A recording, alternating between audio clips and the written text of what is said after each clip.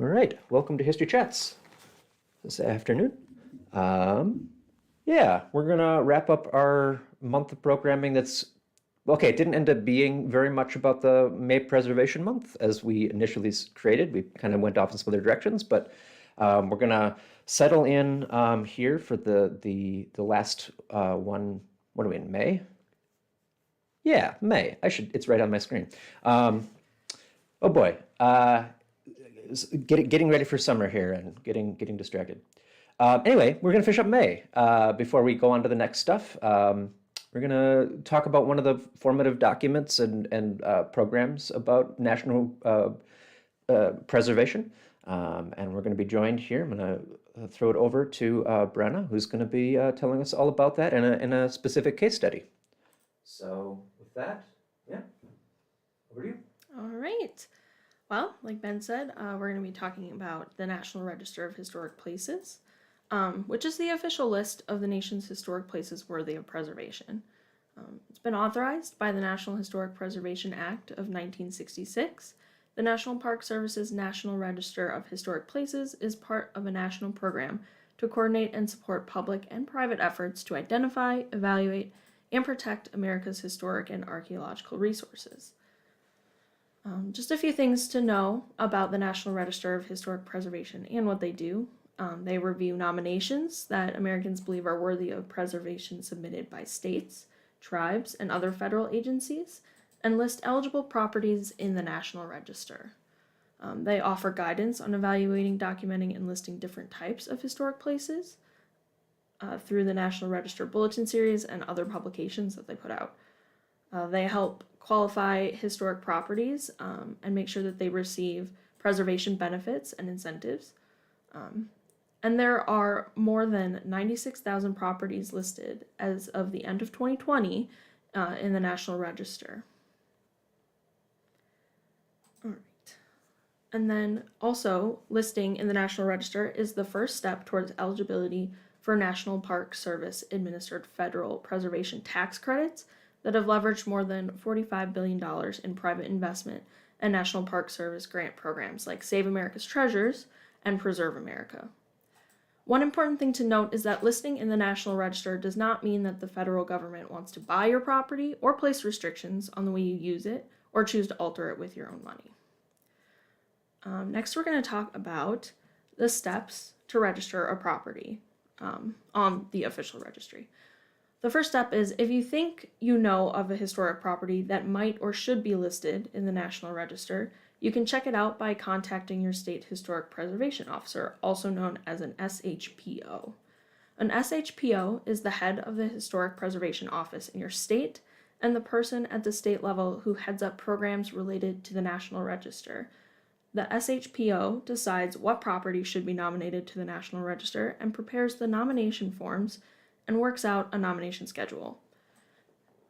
If the SHPO decides to nominate a property you're interested in, the SHPO staff will help you keep track of the nomination as it goes through the state and national review process. All nominations are looked at closely by the State Review Board before they leave the State Historic Office to make sure the properties have cultural significance. After all rules have been followed, the nominations are signed by the SHPO. The signed nominations are then sent by the SHPO to the Keeper of the National Register in the Heritage Conservation and Recreation Service of the U.S. Department of the Interior in Washington, D.C. The Keeper sends letters to all owners of nominated properties to tell them that their properties are being considered for listing.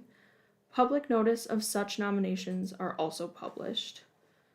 The Keeper reviews all nominations to make sure that they are worthy of being listed in the National Register. If your property is found to be acceptable at each stage, its nomination will finally be approved and signed by the Keeper. The property will then be officially entered into the National Register of Historic Places. So we're going to do a little case study here of our own building, the Yawkey House Museum. This is the home of Cyrus and Alice Yawkey, built in 1900 or 1901 in the classical revival style. Only 6 years later, the Yawkeys hired George W. Mayer to remodel the whole house. The first floor was completely remodeled, a 2-story addition was added to the back, and a sun porch was added on the east side of the house for Alice. Originally from Michigan, the Yawkeys moved to northern Wisconsin in 1889, when Cyrus was joined with his uncle and a business partner to form the Yawkey and Lee Lumber Company. 10 years later, in 1899, the Yawkeys moved to Wausau, where Cyrus was the uncontested leader of the Wausau Group. The Wausau Group was composed of wealthy lumbermen who pooled their resources in hopes of improving Wausau's economy as the logging industry was dying in the area. They founded several businesses, utility companies, and the first paper mill. Cyrus Yawkey died in 1943, and Alice continued living in the house until her death in 1953. Their only child and daughter, Lee Yawkey Woodson, and their grandchildren presented the house to Marathon County Historical Society in 1954. Now we're going to talk about the registration of the Yawkey House for the National Register. So this is actually pictures of the official application that was submitted by Marathon County Historical Society on October 1st, 1974. The application was reviewed and approved, advancing the application to federal evaluation. On December 31st, 1974, the house was placed on the National Register of Historic Places. Because the house was now on the registry, the government was able to help MCHS through grants and other resources to move forward with a $3 million restoration, which was finished in 2008. The Yawkey House is placed on the National Register for 4 significant reasons. It is a good example of the classical revival mode of architecture in Wisconsin around the turn of the century. Classical revival, or neoclassical style, is an architectural style based on classical Greek and Roman orders that was popular in the U.S. from 1895 to 1950. It was inspired by the 1893 World's Columbian Exposition in Chicago that promoted a renewed interest in the classical forms.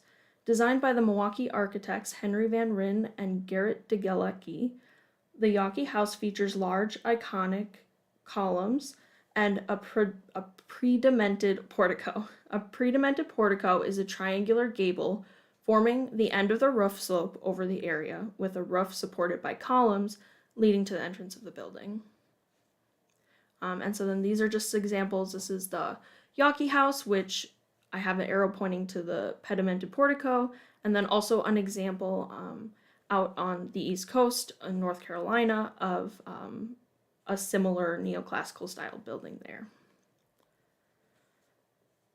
The house belonged to Cyrus C. Yawkey and his wife Alice and daughter Lee, who was an important Wisconsin businessman for over 40 years.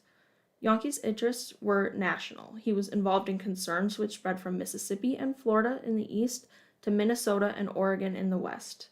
Yawkey began his career in Hazelhurst, Wisconsin in 1889 as a partner in a sawmill. His interests expanded steadily, and he later became president of the Yawkey Bissell Lumber Company. He was a Wisconsin State Assemblyman in 1895 and 96, and he also helped to found the Northern Life Insurance Company and was an officer in numerous paper, masonite, and fiber companies until his death in 1943. The Yawkey House is important to its environment as well. It makes a substantial contribution to the Wausau streetscape. A number of houses across the street from the Yawkey House have been raised for modern buildings of a less significant scale. The Yawkey House stands as a gate stopping the flow of modern development from the west from reaching the residential area to the east. Thus, the loss of the Yawkey House might mean a great deal to the character of Wausau. The involvement of the important Prairie School architect George Mayer is perhaps the Yawkey House's most important architectural interest. Mayer was involved in the design of 4 other houses in Wausau, which until 1972 were unknown in his list of works. His interiors in the Yawkey House are intact and should be preserved in any event as an example of the work of the Prairie School and its influence in Wisconsin. Next, we're going to talk about how we preserve the Yawkey House and the continuing preservation of a National Register of Historic Places property. Marathon County Historical Society entered into a joint covenant with Wisconsin State Historical Society in order to use money from the Save Our History program in 2006 for a complete overhaul restoration of the Yawkey House, which was completed in 2008. The covenant ensures that the owner of the home will not damage the historic structure of the house and protects the house from being razed if ownership were to change. In order to perform anything other than just standard maintenance, like power washing, painting, drywall, electrical plumbing, to do all of those things, you need to request for a SHPO review on a covenant or easement property like the Yawkey House. You are also required to submit photos, site plans, blueprints, both new and old, for any work to be done on the house. If Marathon County Historical Society ceases to exist, Yawkey House would be protected by the covenant so that they can't turn it into maybe apartment buildings or housing or even raise the building if it changes under personal ownership. Any work or projects that are done regarding the Yawkey property are paid for by in-house funding and independent grants. So that's kind of an overhaul, a very general summarization of the Register of Historic Places, the National Register. And yeah, that's about it for that. No? Yeah.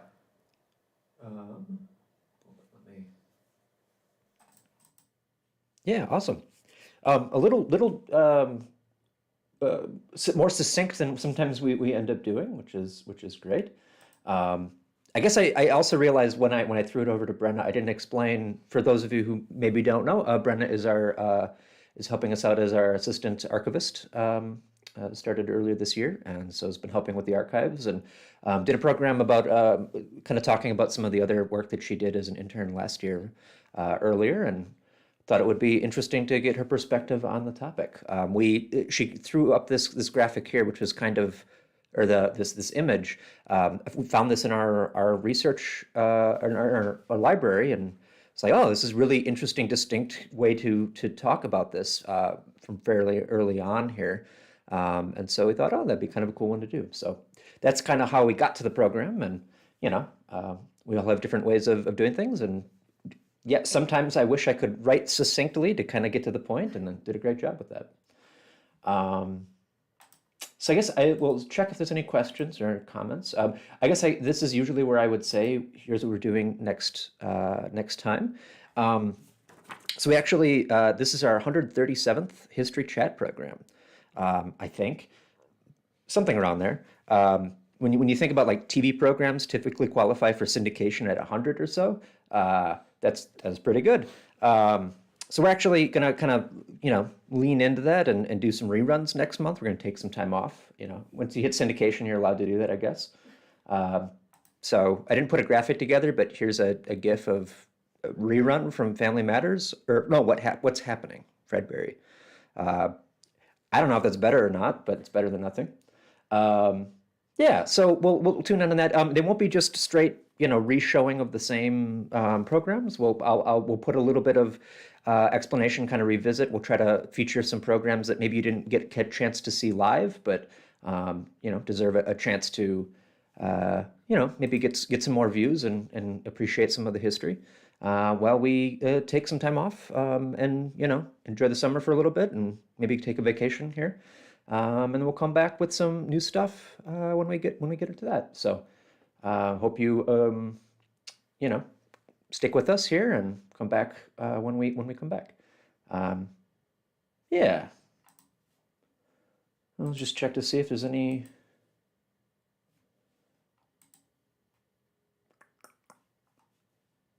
Oh, okay. Yeah. So anyway, I guess we covered it a little faster than we normally do, but that's great. Oh, here I did have a question. How many houses are on the historic register? And I don't know if that was specifically like nationally or if that is specifically in Marathon County.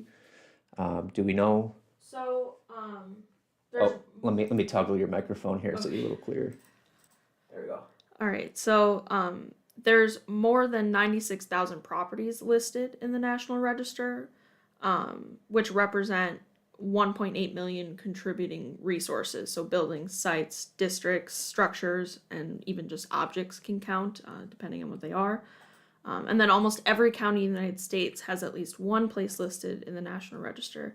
And I believe after kind of looking into some of the places and trying to decide kind of what to pick for a case study, I think there were over 100 in Marathon County, which are quite a lot. Yeah. And is not usual from kind of what I've been looking at least not in Wisconsin. So.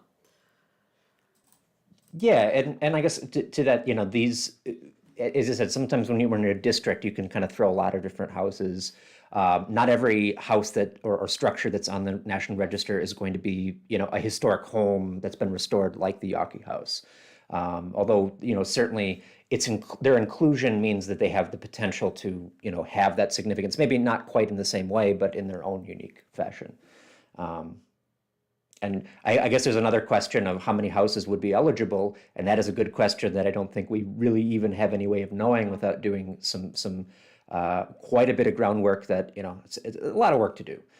It is a lot of work, Brenna threw up the paperwork that they put in 1974. I will say, having looked at the process today, is a lot easier to get on the register in 1974. Yes. It's a lot more intensive, that the work that you have to prove that this is something that deserves to be there, and it takes a lot of research, which is a good thing because we want to make sure that these are going to be properties that deserve their spot on the national prominence. But yeah, thanks for she said it in Wausau specifically. Thanks for that. So yeah, like we said, we don't know. Hard to say specifically, but yeah, not all. Like the Warren district, I think is just a district in which a lot of those houses all kind of contribute to a larger recognition that they're historic. So it varies. Like the East Hill Historic District. Yep, East Hill. I kind of referenced when we were talking about protecting basically like historic areas and buildings from being razed by modern developments. The East Hill is kind of blocked off by the Yawkey House, which is why it's important because it's kind of the barrier in between what we kind of think of as modern or industrial development versus what we consider to be historic. So.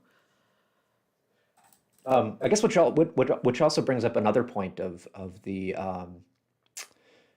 there are also registers at the state and local level. It's like the city of Wausau also has its own landmark system. It's not going to be at the same level or obviously, but state and local registries and landmarks can be another way of filling out that story as well. So when you add all that together, there's probably quite a bit more that was part of the overall picture.